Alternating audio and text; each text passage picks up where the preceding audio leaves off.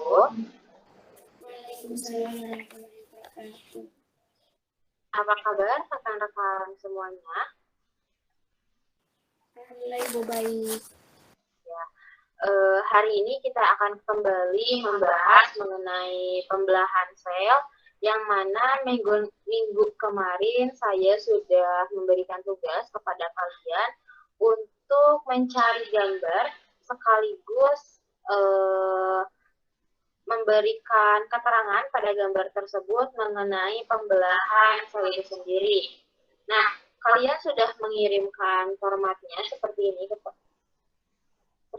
saya, dan nanti saya meminta kalian untuk menjelaskan kembali apa yang telah kalian gambar pada proses pembelahan mitosis dan juga meiosis ini.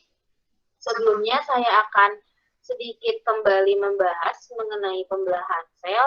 Jadi pembelahan sel itu adalah proses di mana sel membelah diri menjadi dua bagian atau lebih. Nah, pembelahan tersebut dilakukan secara mitosis dan juga meiosis.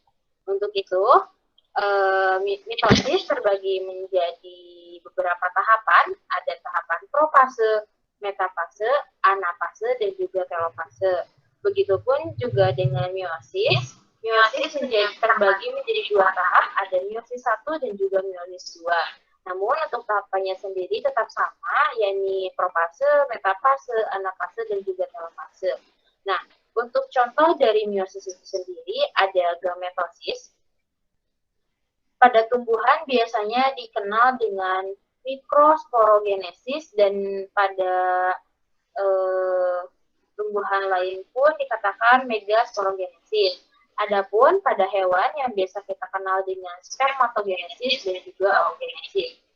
Nah, untuk pembelahan dapat terjadi secara mitosis ataupun meiosis itu bergantung pada tempat dan tujuan pembelahan sel tersebut.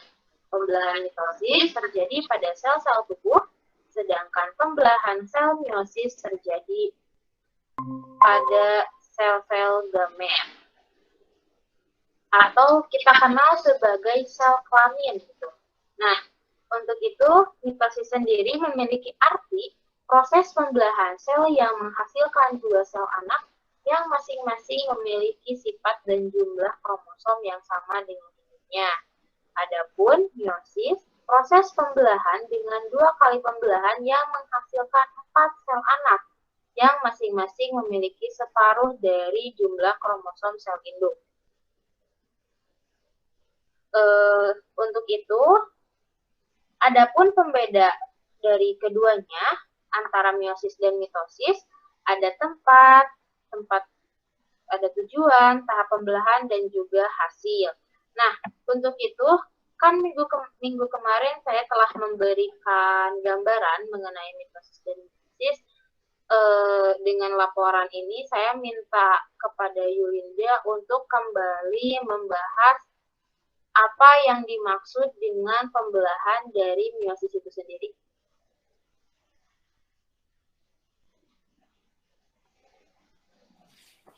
Ya baik Bu, di sini saya akan sedikit membahas tentang meiosis itu sendiri. Nah, di mana meiosis itu dalam artian itu yaitu sebuah pembelahan sel yang menghasilkan 4 sel anakan, yang masing-masing sel itu memiliki separuh dan jumlah kromosom sel induk. Nah, untuk tahapan-tahapan pada fase meiosis itu terbagi menjadi dua. Yang pertama ada fase meiosis yang pertama atau 1. Nah, pada fase meiosis 1 ini dikenal dengan tahapan pemisahan kromosom homolog. Nah, di mana pada fase pertama ini ada tahapan-tahapan lain. Yang pertama ada profase 1. Nah, pada tahapan awal, meiosis sangatlah rumit jika dibanding dengan fase mitosis. Nah, di tahap profase 1 ini, DNA dikemas dalam bentuk kromosom dan diakhiri oleh profase 1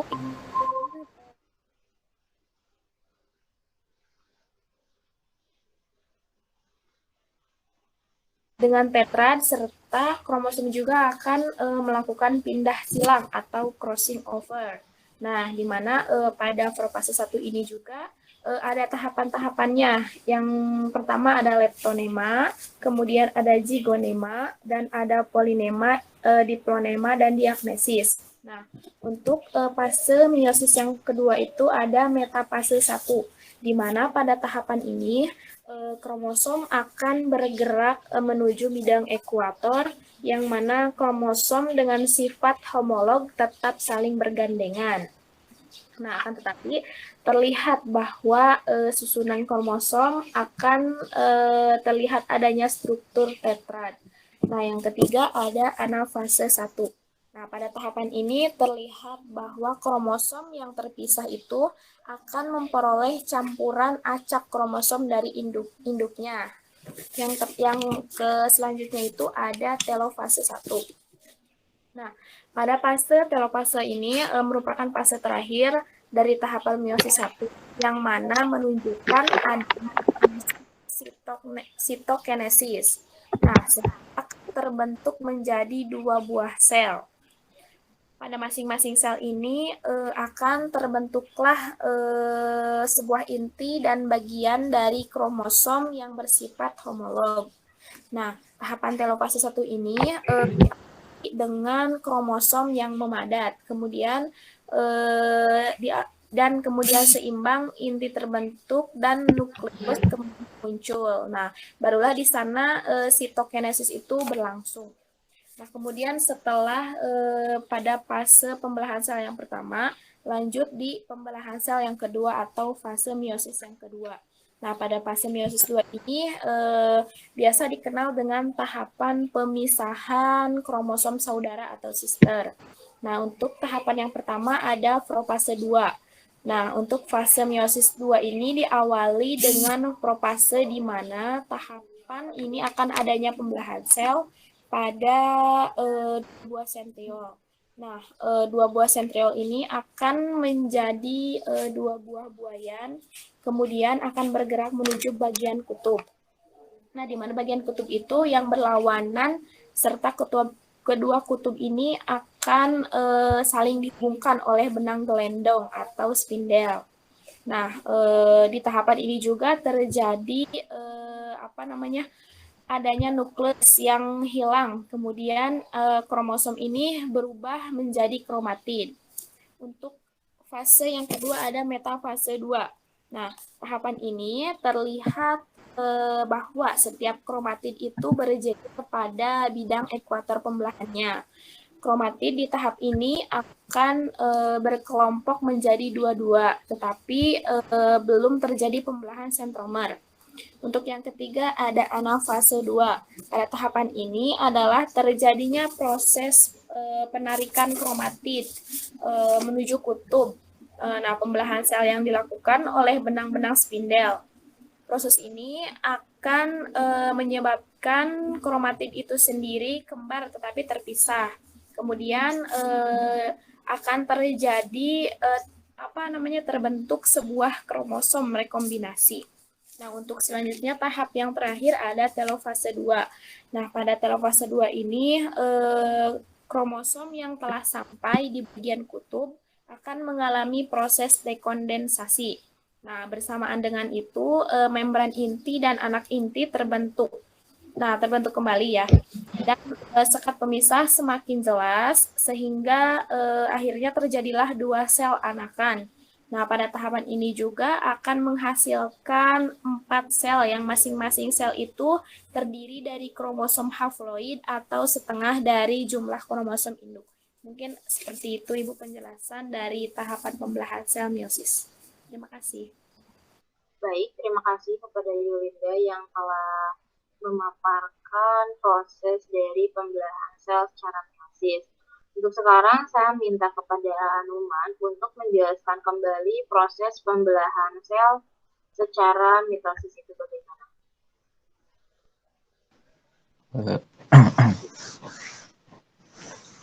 Baik, saya akan menjelaskan pengertian pembelahan mitosis.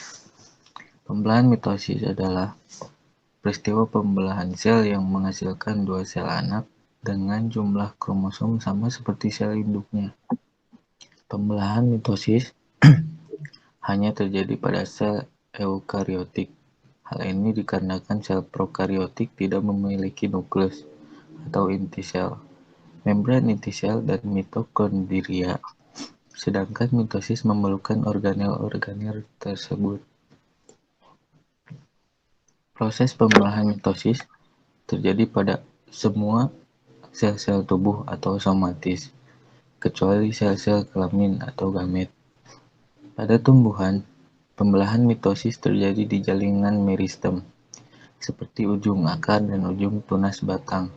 Pembelahan mitosis berfungsi untuk pertumbuhan sel tubuh, mengganti sel-sel tubuh yang rusak atau regenerasi, dan mempertahankan jumlah kromosom. Di dalam pembelahan sel mitosis memiliki 4 tahapan, yaitu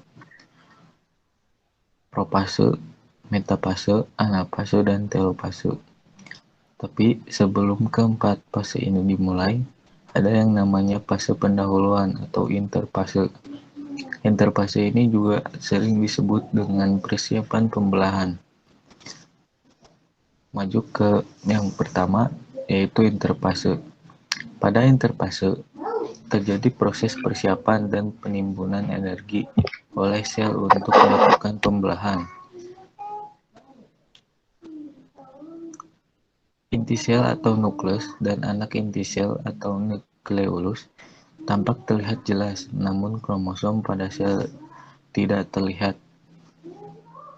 karena masih dalam bentuk kromatin, yaitu benang-benang halus yang tersusun atas molekul DNA, RNA, dan protein. Tahap interfase terbagi menjadi 3, yaitu fase G1 atau gap pertama, yang kedua fase S atau sintetis, dan fase ketiga yaitu fase G2 atau gap kedua.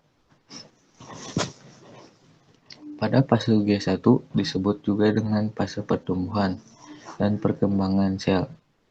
Hal ini ditandai dengan berkembangnya sitoplasma atau cairan sel, organel sel, serta sintetis bahan-bahan yang akan digunakan untuk fase berikutnya, yaitu fase S.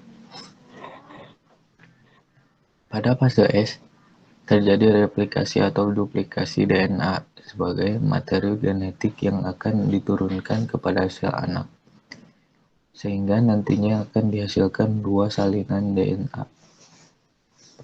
Maju ke fase terakhir, yaitu fase G3, G2. Replikasi DNA telah selesai, terjadi peningkatan sintetis protein sebagai tahap akhir persiapan sel untuk melakukan pembelahan. Maju ke tahap kedua, yaitu profase. Pada awal profase, sentrosom mengalami replikasi sehingga menghasilkan 2 sentrosom. Kemudian setiap sentrosom akan bergerak ke kutub-kutub inti sel yang letaknya berlawanan. Di saat-saat yang bersamaan, mikrotubulus mulai terlihat di antara 2 sentrosom. Mikrotubulus ini merupakan serat protein panjang yang memanjang dari sentriol ke segala arah. Lama-kelamaan mikrotubulus akan membentuk seperti gulungan benang yang bisa kita sebut dengan benang-benang spindle.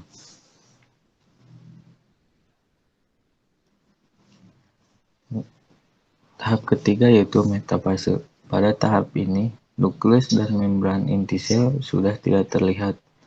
Masing-masing kinetochor pada sentromer dihubungkan ke satu sentrosom oleh benang-benang spindle. Kemudian, pasangan kromatid bergerak ke bagian-bagian inti sel atau bidang ekuator dan membentuk lempeng metafase. Posisi kromosom yang terletak pada bagian tengah inti sel ini membuat jumlah kromosom dapat dihitung dengan tempat dan bentuk kromosom juga dapat diamati dengan jelas.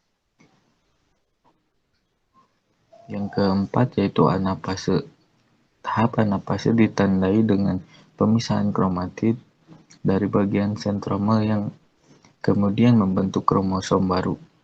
Masing-masing kromosom ditarik oleh benang-benang spindle menuju kutub yang berlawanan, jumlah kromosom yang menuju ke kutub yang satu akan sama dengan jumlah kromosom yang menuju ke kutub lainnya. Pada tahap terakhir yaitu telopase. Pada tahap ini, kromosom telah sampai di kutubnya masing-masing. Benang-benang spindel mulai menghilang dan membran inti sel juga mulai terbentuk di antara dua kelompok kromosom yang terpisah. Kromosom semakin lama akan menipis dan berubah menjadi benang-benang kromatin kembali. Mungkin sekian yang bisa saya sampaikan. Terima kasih, Bu. Ya, sama-sama. Terima kasih kembali kepada Anoman. Jadi dapat disimpulkan bahwa pembelahan mitosis itu berlangsung di jaringan meristem atau embrional. Mitosis menghasilkan sel anakan yang memiliki sifat dan juga jumlah kromosom yang sama dengan sel induk. Mitosis meliputi profase, metafase, anafase, dan juga telofase. Nah, pada setiap fase ini ditandai dengan perubahan perilaku pada kromosom itu sendiri. Nah, untuk pembeda pada mitosis dan juga meiosis itu pada tujuan, kalau misalkan di mitosis itu untuk perbanyakan sel dan juga pertumbuhan, kalau misalkan di meiosis untuk membentuk sel gamet dan spora, sehingga meiosis ini berfungsi mengurangi jumlah kromosom agar keturunan memiliki jumlah kromosom yang sama dengan induknya. Kalau untuk tempat terjadinya, mitosis terjadi pada jaringan meristem pada ujung-ujung batang seperti ujung akar, kambium, dan kalau misalkan pada sel hewan, yaitu terjadi secara sel-sel somatis atau pada sel tubuh. Untuk meiosis pada tumbuhan biasanya terjadi pada benang sel putih, pada hewan terjadi pada alat kelamin. Dan untuk tahap pembelahannya, kalau misalkan metafase hanya melewati satu tahapan saja, kalau misalkan meiosis ada dua tahapan, yaitu meiosis 1 dan juga meiosis 2. Untuk hasilnya sendiri, kalau misalkan mitosis ada dua sel anakan yang memiliki jumlah kromosom seperti sel induknya atau diploid, dan kalau misalkan meiosis itu ada 4 sel anakan yang memiliki setengah jumlah kromosom sel induknya atau yang biasa dikenal dengan haploid. Nah, seperti yang tadi saya katakan, kalau misalkan contohnya itu kan ada gametogenesis ya. Nah, gametogenesis sendiri memiliki pengertian yaitu jumlah pembentukan atau perkembangan sel sperma dan juga sel telur agar bisa membentuk individu baru atau janin. Gametosis pada sel tumbuhan terjadi secara meiosis dilanjutkan dengan kariogenesis secara mitosis. Nah, meiosis tumbuhan tidak menghasilkan gamet tetapi menghasilkan spora. Spora ini berkembang secara gametofit haploid multiseluler. Hewan tidak pernah memiliki fase ini, sedangkan tumbuhan selalu memiliki fase haploid multiseluler. Gametogenesis dibedakan menjadi dua, yaitu ada spermatogenesis dan juga oogenesis. Kalau spermatogenesis itu pembentukan sel sperma, kalau oogenesis pembentukan sel ovum. Nah, untuk spermatogenesis itu terjadinya di tubulus seminiferus atau testis, dan untuk oogenesis terjadi di ovarium. Nah, sekarang kan kita sudah memahami apa yang dimaksud dengan pembelahan sel, caranya itu bagaimana, dan juga tahapan-tahapan dari pembelahan sel itu sendiri. Di sini saya ingin sharing screen mengenai video pembelahan dari sel itu.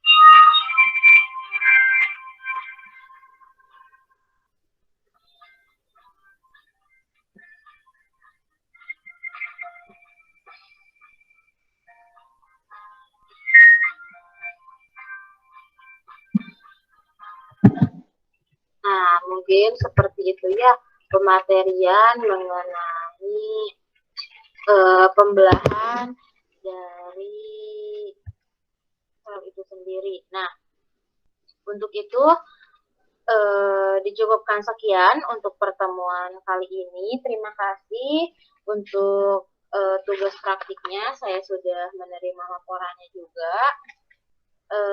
Untuk kali ini saya langsung tutup saja. Pak, ada yang ingin ditanyakan? Cukup, Bu. Baik, terima kasih. Saya tutup. Wassalamualaikum warahmatullahi wabarakatuh. Waalaikumsalam warahmatullahi wabarakatuh.